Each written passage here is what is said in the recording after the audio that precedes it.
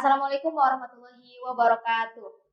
Bertemu kembali di Mutakin TV. Pada hari ini kita akan berbincang-bincang mengenai program studi ekonomi syariah. Bersama saya Adilah dan di depan saya sudah hadir Ketua Prodi Ekonomi Syariah serta sekaligus dosen SAI Mutakin Purwakarta yaitu Bapak Dr. Arif Mulyawan Torik MSY. Halo Bapak, Assalamualaikum. Apa kabar? Alhamdulillah kabar baik. Terima kasih ya Pak sudah meluangkan waktunya pada hari ini. Dan untuk ini saya meminta waktunya Bapak untuk beberapa menit ke depan berbincang-bincang mengenai program studi ekonomi syariah. Ya, Pak. Oke, sebelumnya apa saja nih Pak kesibukan Bapak saat ini? Kesibukan saya saat ini mengajar dan apa lagi? Ya mengajar saja. Mengajar yang pasti Tridharma perguruan tinggi ya. Mengajar, kemudian penelitian, kemudian pengabdian. Itu Tridharma perguruan tinggi. Bukan hanya ya, menjadi dosen gitu, dosen sekaligus ketua prodi ekonomi syariah gitu ya Pak. Betul. Oke. Mungkin boleh Pak dikenalkan apa sih program studi ekonomi syariah itu? Program studi ekonomi syariah ya. Program studi ekonomi syariah ini adalah program studi ekonomi yang basis atau alam pikirannya paradigma syariah, kemudian sumber-sumber pemikirannya adalah wahyu, yaitu Quran dan Sunnah. Itulah yang menjadi pembeda dengan banyak orang yang bertanya-tanya tentang apa perbedaan ekonomi syariah dengan ekonomi konvensional, khususnya terkait program studi ini. Jadi perbedaannya adalah kalau ekonomi syariah, paradigmanya adalah paradigma syariah yang berbasis kepada sumber hukum, yaitu Al-Quran dan Sunnah, Quran dan hadis. Kalau ekonomi konvensional, teori-teori baku, teori-teori para pemikir, tokoh, dan lain sebagainya. Ekonomi konvensional ini adalah gabungan antara keduanya. Jadi kita juga mempelajari, kita juga mengkombinasikan pikiran-pikiran tersebut dengan paradigma syariah yang berbasis kepada Quran dan Sunnah. Seperti itu. Oke, baik Pak. Nah, boleh gak Pak ceritain latar belakang Bapak sebelum menjadi ketua Kaprodi Ekonomi Syariah yang mungkin akan memotivasi teman-teman semua yang nonton? Oke, latar belakang pendidikan. Ya. Kalau latar belakang pendidikan atau seperti pada umumnya, maksudnya pada umumnya ya jenjang pendidikan saya pastinya SD, SMP, SMA. SD, SMP, SMA saya di Banten. Kemudian saya sempat kuliah di luar, tapi tidak lulus karena negara tersebut berkonflik. Tapi saya melakukan penyetaraan di Bandung. Kemudian saya lanjut S2 juga sama di UIN Bandung di program studi ekonomi syariah. Kemudian setelah saya mendapatkan home base saya di Mutakin.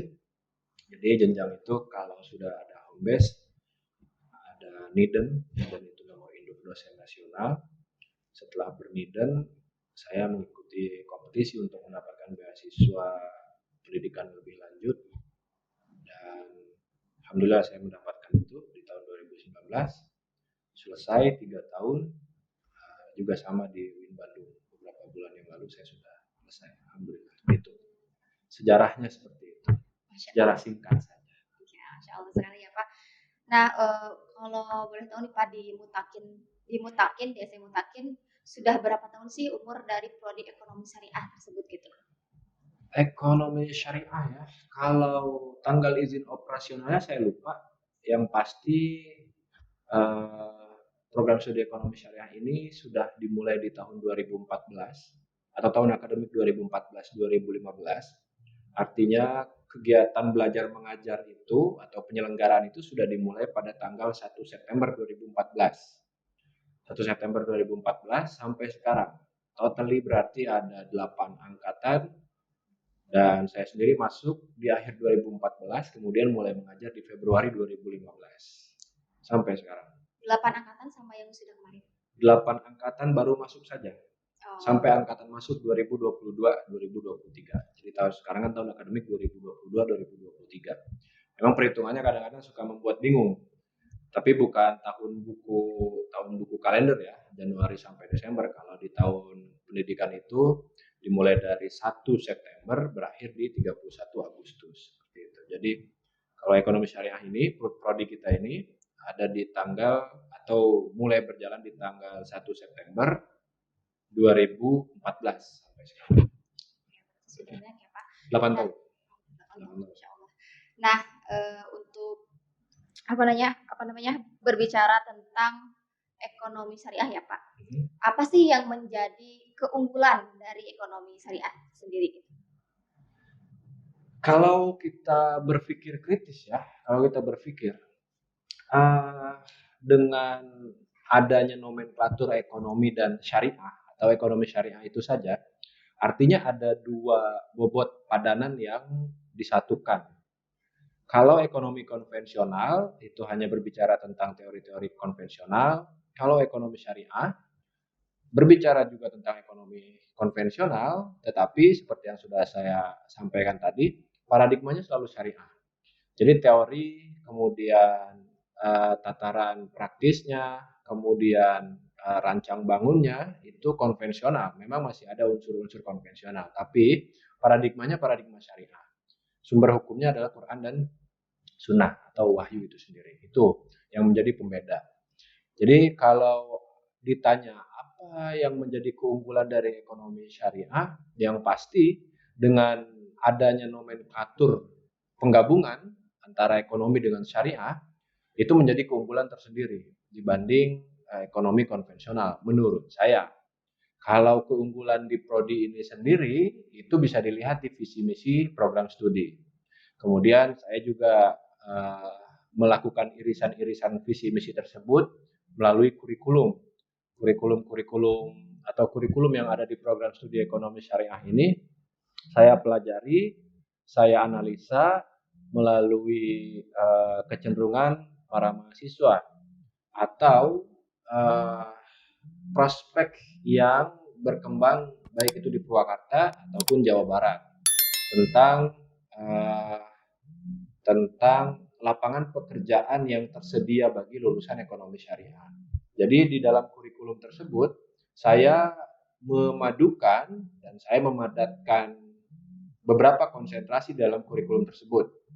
Ada akuntansi, ada perbankan, ada manajemen, ada pembangunan. Dan keempat konsentrasi tersebut itu saya susupi dengan mata kuliah yang jumlahnya seimbang dengan urutan yang pas. Jadi di setiap konsentrasi ada beberapa mata kuliah, sekitar 9 mata kuliah di setiap konsentrasi. Mata kuliah tersebut itu konsentrasinya atau berkonsentrasi kepada mata peminatan akuntansi misalnya dan lain sebagainya seperti itu. Kemudian ada mata kuliah nasional, mata kuliah perguruan tinggi, dan mata kuliah keprodian yang pasti. Jadi kurikulum ini saya desain dengan tujuan mahasiswa agar lebih adaptif di dunia kerja nanti. Jadi ketika instansi tertarik untuk merekrut mahasiswa kita sudah siap dengan bekal yang ada melalui kurikulum yang tersedia di perguruan tinggi kita. Itu. Berarti sudah pasti ya Pak dalam hal prospek kerjanya gitu. Kalau berbicara tentang kepastian ini kan soal rezeki dan bagaimana Tuhan menilai usaha kita ya. Karena banyak sekali terjadi miseducation. Banyak orang-orang pendidikan yang menjadi wirausahawan, banyak orang-orang yang atau mahasiswa yang mengambil jurusan manajemen perhotelan tapi jaga warnet dan lain sebagainya, kita tidak tahu. Yang pasti kita melakukan usaha-usaha maksimal untuk mewadahi potensi-potensi yang ada dalam diri setiap mahasiswa, khususnya di program studi ekonomi syariah. Oke Pak, menurut Bapak nih seberapa penting sih untuk belajar gitu tentang ekonomi syariah? Seberapa penting ya? Seberapa penting? Jadi kalau bertanya tentang seberapa penting tergantung minat dari masing-masing kita. Karena ada beberapa orang yang mungkin passionnya bukan di dunia ekonomi, ada yang senang berpolitik, ada yang senang di dunia pendidikan, ada yang di pariwisata, ada yang macam-macam. Jadi kalau ditanya seberapa penting, pastinya sense saya yang berbicara, ego saya yang berbicara bahwa ekonomi syariah ini cukup penting. Karena setiap transaksi atau kehidupan sehari-hari kita tidak bisa lepas dari praktik ekonomi. Manusia itu kan disebut homo economicus. Karena setiap waktu kita selalu melakukan praktek-praktek ekonomi, mulai dari bangun tidur sampai tidur lagi, sekalipun kita hanya rebahan saja, itu ada praktek ekonomi yang kita lakukan. Hanya saja menjadi lebih penting ketika kacamata agama berbicara di dalamnya, dan itu adalah paradigma syariah.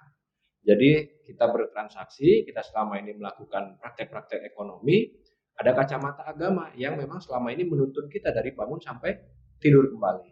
Jadi seberapa penting? Saya rasa penting. Sangat penting saya rasa. Walaupun tidak menafikan bidang-bidang keilmuan yang lainnya ya, yang juga memang penting. Tinggal kita nanti memfokuskan diri untuk benar-benar berkecimpung di dunia kita, di dunia ekonomi syariah misalnya, dengan melakukan penelitian, dengan melakukan pengabdian dan lain sebagainya, supaya visi misi dari program studi ini tujuannya memiliki kejelasan yang tepat seperti itu. Oke Pak, mengenai prospek nih Pak, apa sih prospek lain gitu yang bisa teman-teman capai gitu dari setelah lulus dari program studi ekonomi syariah itu gitu Pak, selain dari perbankan gitu. Prospek ya, prospek. Oke, berbicara prospek, saya menganalisa, kemudian lembaga juga melakukan tracer study ke beberapa alumni atau ketika mahasiswa tersebut masih di perguruan tinggi ini, di program studi ini. Jadi terkait prospek, prospek itu sangat-sangat luas. Sangat-sangat luas. Prospek itu sangat-sangat luas. Hanya saja di dunia kerja yang nanti menjadi poin hitung para instansi untuk melihat mahasiswa atau bagaimana instansi tertarik terhadap mahasiswa tersebut itu ada di kemampuan si mahasiswa. Artinya prospek itu bukan sesuatu yang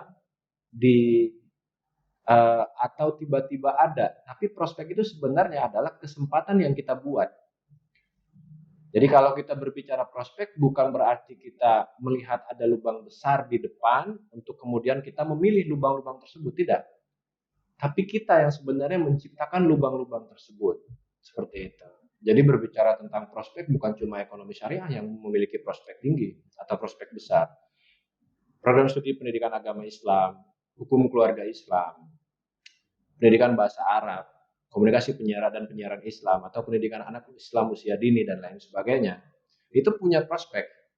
Hanya saja prospek tersebut, sekali lagi, jangan dilihat dari bagaimana kita menunggu prospek tersebut besar, tapi kita yang menciptakan prospek tersebut.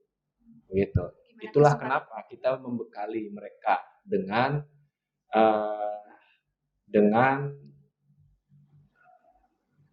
kegiatan belajar mengajar, dengan praktek-praktek belajar, pengabdian dan lain sebagainya yang kita analisa ini yang dibutuhkan oleh si mahasiswa. Seperti itu. Oke, berarti bukan hanya dalam hal perbankan gitu, tapi gimana prospek itu gimana kita yang menciptakan gitu. Kita yang supaya kesempatan itu. Betul. Oke Pak, kan tadi berbicara tentang perbankan konvensional berbeda dengan perbankan ekonomi syariah. Itu dari perbedaannya itu dari sistemnya apa dari apanya Pak? Di dalam dunia ekonomi itu setelah saya analisa, saya dapat satu kata kunci. Namanya kemasan. Kemasan ini yang secara dinamis bergerak dan berubah. Karenanya selalu muncul pertanyaan. Di bank syariah juga ada praktek riba. atau transaksi-transaksi di instansi-instansi syariah tertentu juga masih banyak praktek-praktek riba. Kalau kita artikan secara etimologis, memang iya ada prakteknya. Hanya saja kemasannya berbeda. Ada kemasan-kemasan yang kita desain atau ekonomi syariah mendesain praktek-praktek tersebut agar tidak seutuhnya jatuh kepada hukum-hukum atau aspek-aspek yang menggiring kita kepada sesuatu yang tidak dibolehkan di dalam agama. Itu yang menjadi perbedaannya. Jadi kalau contoh misalnya di bank, tentang pinjam meminjam uang yang ada di bank. Memang ada praktek riba di mana kita misal saya meminjam uang 50 juta misal dengan tenor 3 tahun misal. Setelah saya kalkulasi, setelah 3 tahun selesai saya kembalikan uang tersebut, saya tidak membayar 50 juta, tetapi lebih. Hanya saja di awal ada akad yang membedakan. Apa akadnya? Misal, ini yang saya sebut kemasan, akad di perbankan konvensional atau akad di perbankan syariah. Akad di perbankan syariah. Bapak ingin meminjam uang di bank, oke, kami pinjamkan dengan akad bahwa Bapak ingin membeli barang dan barang tersebut kami belikan dengan pengembalian Bapak terhadap barang tersebut. Seperti itu. Jadi sebenarnya sama saja, hanya saja akad tadi menggiring kita untuk tidak seutuhnya jatuh kepada sesuatu yang dilarang. Seperti itu. Atau lembaga keuangan lain, kalau kita bandingkan dengan bank, lembaga keuangan non-bank dengan bank, lembaga keuangan konvensional dengan lembaga keuangan yang sama, syariah atau setara, pasti ada praktek-praktek tersebut. Karena apa? Karena instansi itu pasti berjalan lurus. Instansi itu pasti berjalan lurus, khususnya instansi-instansi yang berkaitan dengan simpan pinjam, uang, dan lain sebagainya. Berjalan lurus dalam arti paradigma tidak bisa lepas dari bagaimana kita mencari keuntungan. Begitu. Pasti, selalu itu. Soal untung rugi. Karena kalau tidak ada untung rugi, mereka tidak bisa berjalan. Seperti itu. Kayak berarti ekonomi syariah itu lebih ke syariat Islamnya ya Pak? Paradigmanya. Makanya kata kunci yang selalu saya sebut dari awal itu soal paradigma. Jadi paradigma itu pikiran pokok yang dimana kita tidak bisa terlepas dari itu. Oke baik Pak. Harapan Bapak nih, harapan untuk kemajuan program studi ekonomi syariah sendiri. Bagaimana Pak kira-kira? Kalau berbicara harapan, artinya kita dituntut untuk ekspektatif ya. Kalau sudah berekspektasi, pastinya ego yang muncul. Kalau ego saya sendiri berbicara, saya pengen ekonomi syariah lebih dikenal oleh masyarakat luas, lebih mengglobal. Karena kalau saya analisa, salah satu dari kelemahan ekonomi Islam itu adalah soal publikasi. Publikasi dalam artian atau dalam arti yang lebih dalam, kita kurang memperkenalkan ekonomi Islam. Kita kurang memperkenalkan ekonomi syariah. Itu yang menjadi harapan saya. Jadi harapan saya ekonomi syariah bisa dikaji lebih jauh, bisa muncul tokoh-tokoh ekonomi syariah lebih banyak, bisa muncul akademisi-akademisi yang melakukan penelitian tentang ekonomi syariah, bisa lebih banyak peminat-peminatnya dan lain sebagainya. Itu harapan saya. Tapi kalau harapan saya lebih jauh, yang pasti bukan hanya ekonomi syariah yang bisa maju, khususnya di perguruan tinggi kita. Saya ratakan rasa bahwa saya juga berharap pendidikan agama Islam bisa maju, HKI bisa maju, PBA, KPI, PIAUD, Pasca Sarjana, PAI, dan lain sebagainya bisa lebih maju. Kenapa saya berharap? Karena usaha kita untuk melakukan itu tidak instan dibandingkan dengan fenomena yang bermunculan akhir-akhir ini. Karena banyak sekali perguruan tinggi yang mampu menghasilkan mahasiswa secara instan.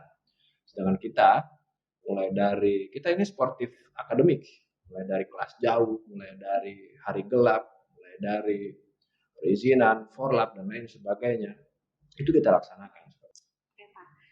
Tadi kan harapan tentang program studi ekonomi syariah ya Pak yang tadi. Nah, sekarang harapan terhadap dosen FKI Mutakin serta harapan tentang mahasiswa itu bagaimana Pak? Harapan terhadap dosen ya. Oke.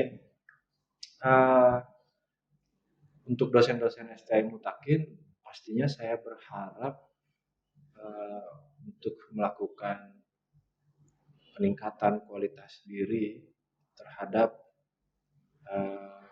instrumen penilaian.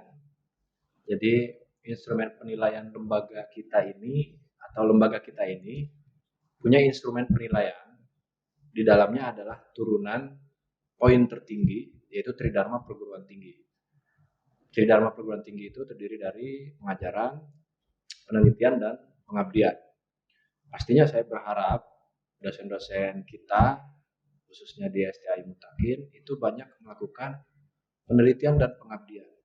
Kalau pengajaran, selama ini kita sudah mapan dalam hal pengajaran. Jadi sudah tidak harus dilakukan lagi lah bagaimana dosen itu melakukan pengajaran di kelas khususnya. Dosen-dosen memiliki metode atau cara-cara kreatif untuk membangun suasana kelas, membangun pengajaran, menyusun RPS, silabus, dan lain sebagainya. Hanya saja terkait penelitian dan pengabdian, ini yang sekarang menjadi atau perlu menjadi perhatian. Kita pastinya selaku dosen harus memperbanyak itu melakukan penelitian-penelitian dan pengabdian-pengabdian, baik itu di masyarakat ataupun penelitian-penelitian yang sifatnya praktis, dengan tujuan secara normatif pasti tujuannya adalah mendapatkan poin tertinggi dari penilaian atau instrumen penilaian terhadap lembaga. Karena dari sini, atau saya jelaskan saja bahwa instrumen penilaian itu di perguruan tinggi disebut akreditasi. Nah, pastinya kalau akreditasi kita baik atau unggul, baik sekali, jadi baik sekali atau unggul, kita akan lebih diminati oleh masyarakat, seperti itu. Jadi poin tertingginya ada di dosen sebenarnya. Dengan tanpa menafikan poin-poin tinggi lainnya, pasti saya berharap dosen-dosen di Mutakin mau meningkatkan penelitian dan pengabdian mereka. Kemudian lebih khusus saya berharap kepada dosen-dosen di program studi ekonomi syariah juga banyak melakukan penelitian dan pengabdian. Kalau saya sih berharap kalau bisa satu dosen ada 50 penelitian, 50 pengabdian dalam 1 tahun seperti itu. Itu harapan saya terhadap dosen-dosen di Mutakin. Kalau harapan saya untuk mahasiswa pastinya banyak sekali. Banyak sekali. Saya tidak membandingkan diri bagaimana sulitnya seseorang dalam belajar. Tapi memang jelas ya, ada pepatah yang mengatakan malam yadzuq dzullat ta'allumi sa'atan tajarra'a dzullal jahli tula hayatihi. Kalau kita nggak mengenyam pendidikan walau sedikit, pasti ya bodoh itu sampai seumur hidup seperti itu. Jadi saya membandingkan dengan keadaan mahasiswa dulu dengan sekarang. Mahasiswa sekarang sering sekali terkecoh dengan dunia-dunia sesaat yang ada depan mata. Hiburan, fashion, musik, dan lain sebagainya. Bukan saya naif terhadap kondisi-kondisi tersebut. Saya juga suka menikmatinya. Tapi itu adalah pilihan yang seharusnya tidak dijadikan sebagai prioritas. Kurikulum kita itu muncul rebahan. Kurikulum kita muncul TikTok. Kurikulum kita muncul Instagram. Kurikulum kita muncul nongkrong dan lain sebagainya. Itu adalah kurikulum-kurikulum yang tanpa sadar dinikmati oleh mahasiswa kita dan mereka tenggelam di dalamnya. Ketika keadaan tersebut dialami oleh mahasiswa atau kondisi nyaman tersebut dirasakan oleh mahasiswa, maka pikiran kritis itu tidak muncul. Kenapa?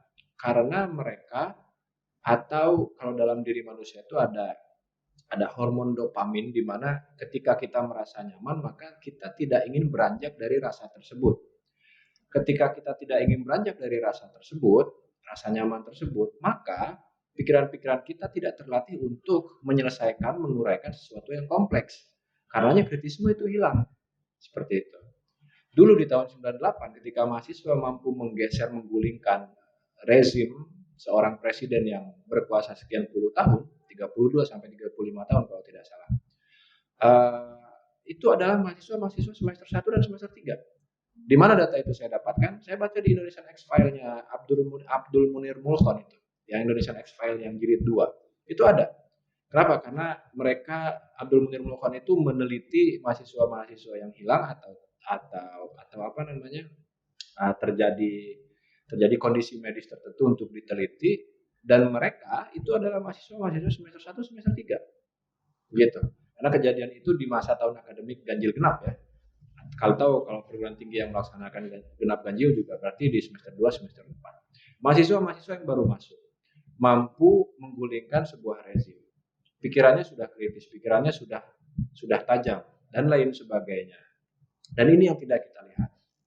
Bukan berarti saya menginginkan mahasiswa untuk berdemo, bukan. Ini hanya merupakan sebuah gambaran bahwa sensitivitas itu perlu, kritisme itu perlu, dengan tujuan mampu menganalisa keadaan atau lingkungan sekitar. Itu saja dulu, untuk kemudian pikirannya lebih berkembang dan mampu melihat suasana atau isu-isu yang sedang berkembang secara global. Seperti itu. Itu harapan saya terhadap mahasiswa. Kurang dan lebihnya, kita berada di Purwakarta, kota kecil, kabupaten terkecil nomor 2 setelah Lembang kalau tidak salah. Kemudian Purwakarta juga tidak punya perpustakaan daerah yang mumpuni untuk mendukung perkembangan mahasiswa. Baru Gramedia pun baru ada sekarang.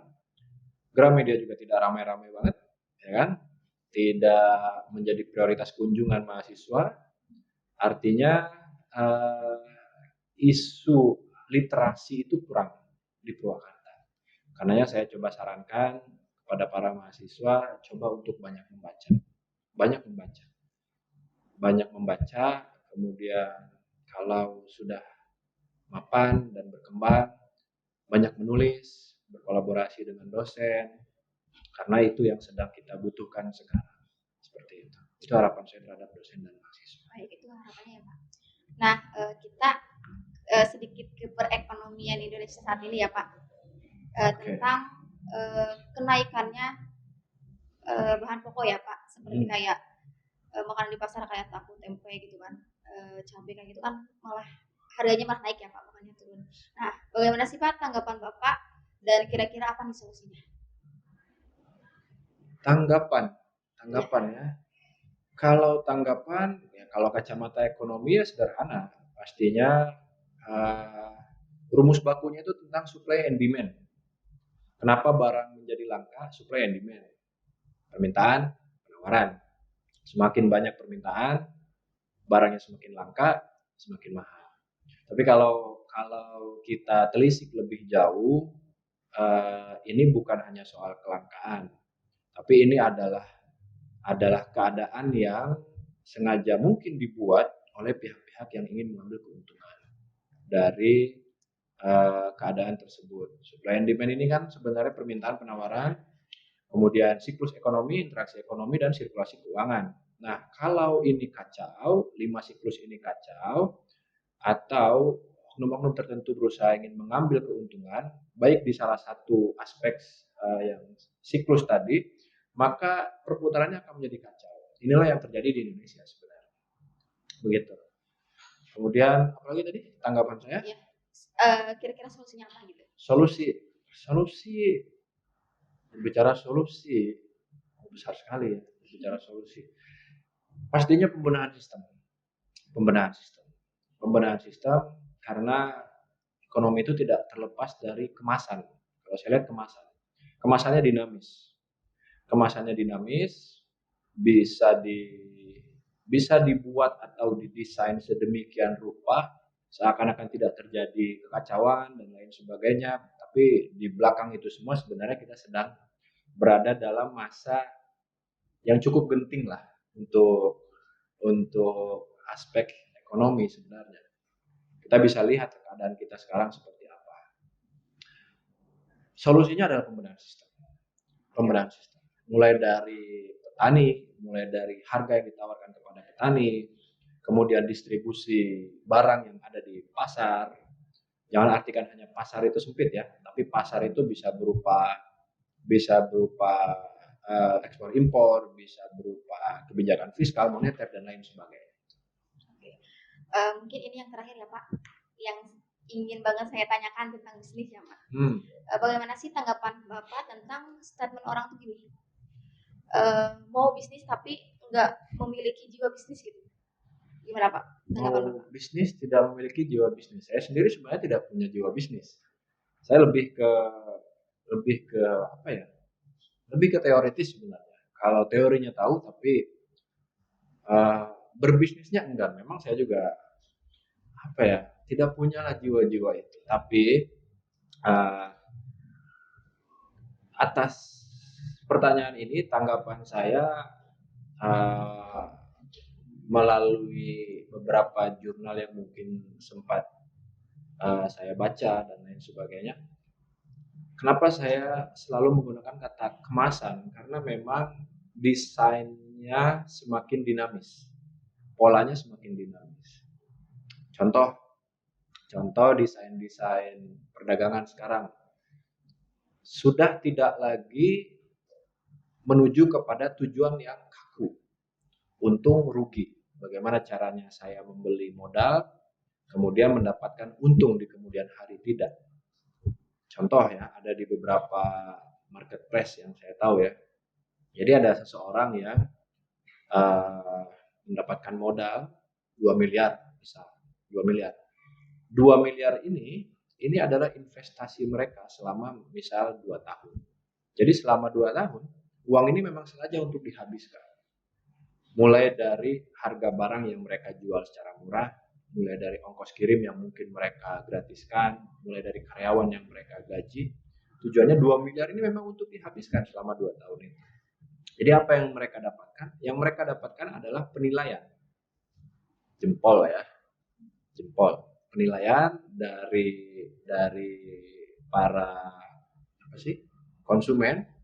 Ketika mereka dinilai bagus dan lain sebagainya, maka mereka mendapatkan brand image, bahwa brand image mereka sudah bagus, baru mereka mengambil atau mencari keuntungan seperti itu. Jadi 2 miliar itu mereka bangun untuk brand image sebenarnya, bukan untuk mendapatkan keuntungan. Jadi sedemikian dinamisnya kemasan-kemasan dan dunia wirausaha di dalam ekonomi kita saat ini, itu menjadi satu fenomena yang bisa menjadi pegangan untuk kita semua, bahwa setiap orang sebenarnya tidak harus menjadi wirausahawan atau memiliki jiwa bisnis, tapi bagaimana pengelolaan dan manajemen keuangan di dalam praktik jual beli mereka untuk kemudian mendapatkan tujuan yang justru mereka anggap sebagai sebuah hadiah, yaitu keuntungan dari praktek dagang. Kalau menurut saya sih seperti itu. Ada praktek-praktek tertentu yang ekstrim lah kalau dalam dunia ekonomi. Tapi kalau seseorang ingin berwirausaha, saya rasa seperti apa ya memulainya, saya juga tidak tahu. Yang penting ada niat dan action ya Pak. Ada niatan? Niat. Buat yang penting ada niat, betul. Yang penting ada niat, kemudian yang ya harus sesuai dengan, saya rasa ini passion saya seperti itu. Ada beberapa anak-anak ekonomi syariah yang berwirausaha, omsetnya sudah sampai puluhan juta, itu ada hanya menjual makanan ringan dengan harga murah, 5.000 per mangkok. Kalau kita lihat apa yang bisa diambil dari makanan 5.000 per mangkok, tapi ternyata omsetnya sampai puluhan juta. Insya Allah ya Pak. Setiap tahun ada anak ekonomi yang jadi wirausahawan atau wirausahawati, ada itu. Atau bahkan banyak dari mereka yang sudah berdagang ketika masih menjadi mahasiswa. Banyak produk-produk baru juga dari mereka. Ya mereka masih belajar lah, walaupun masih belajar, tapi ini menjadi satu kemajuan tersendiri. Artinya visi dan misi program studi kita dengan jumlah persentase walaupun minim itu tercapai seperti itu. Oke, luar biasa ya Pak. Tidak terasa ya Pak, tadi kita sudah berbincang-bincang tentang program studi ekonomi syariah. Mungkin ada closing statement atau saran Bapak untuk para mahasiswa yang sedang kuliah di program studi ekonomi syariah gitu. Saran saya Ya, supaya lebih semangat gitu yang anak-anak ekonomi syariah. Apa ya sarannya? Saran saya banyak sekali saran saya. Biasanya sudah saya sampaikan di kelas. Saran saya sampaikan selalu di kelas. Yang pasti saya terus memotivasi mereka untuk fokus dalam mencapai tujuan. Fokus dalam mencapai tujuan. Godaan kita semakin berat. Godaan kita itu tidak bersifat godaan yang nampak ada di depan mata, tapi lebih kepada perlawanan terhadap diri sendiri. Perlawanan terhadap diri sendiri itu adalah satu hal yang paling atau cukup sulit biasanya ketika itu terjadi dalam diri setiap mahasiswa, itu sulit sekali. Dan kesulitan itu terkadang dirasakan karena mereka tidak tahu bahwa itu adalah perlawanan terhadap diri sendiri. Akhirnya mereka stuck di tempat. Gitu. Jadi kalau saran saya, yang pasti fokus terhadap satu tujuan, kemudian saya tidak pernah lepas untuk menyarankan mahasiswa rajin membaca. Hasil dari apa yang kita baca tidak terasa saat ini, tapi itu bisa membentuk kita 5-10 tahun kemudian. Itu mungkin. Terima kasih. Baik Bapak, terima kasih ya atas waktunya. Mungkin cukup sekian berbincang-bincang hari ini. Saya Adila pamit undur diri. Wassalamualaikum warahmatullahi wabarakatuh.